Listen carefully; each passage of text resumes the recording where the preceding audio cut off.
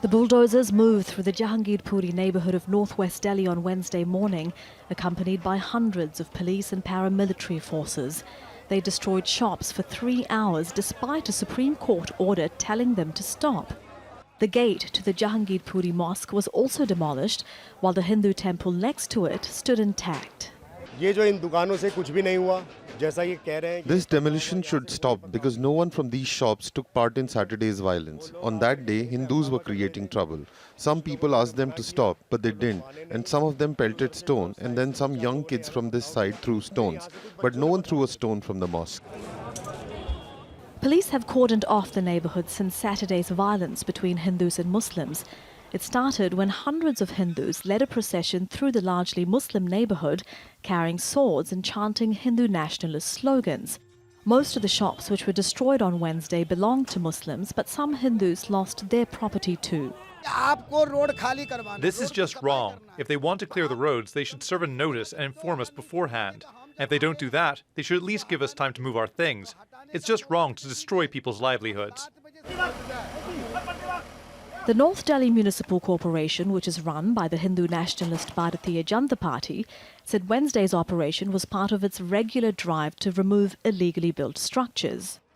This is against some people who've encroached on government land. Some scrap dealers have blocked the whole road. We've come to clear that.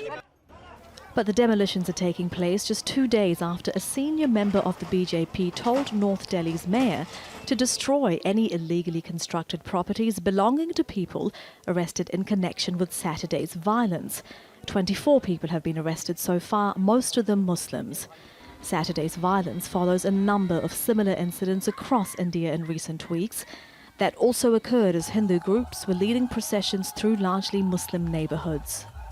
India's Supreme Court is expected to hear a case against demolishing properties of people suspected of violence on Thursday.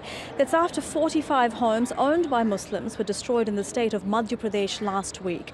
Opposition and civil society groups say the bulldozing of homes owned by Muslims suspected of violence only happens in states run by the governing BJP.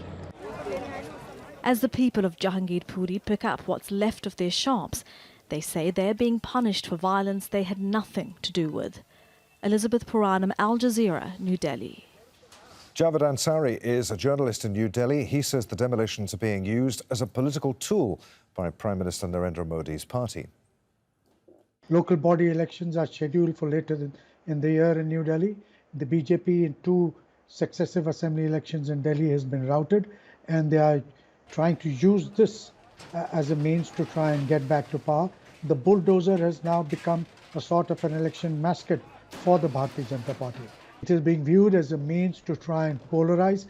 Last Wednesday, clashes took place between the members of the 2 communities. Tension has been simmering there, and now they've used this as an excuse to try and get rid of encroachments. If that indeed was the case, then half of Delhi is full of encroachments and illegal structures. South Delhi, one of the poshest colonies in South Delhi, Sainik Farms, that's where the rich and famous of Delhi stay.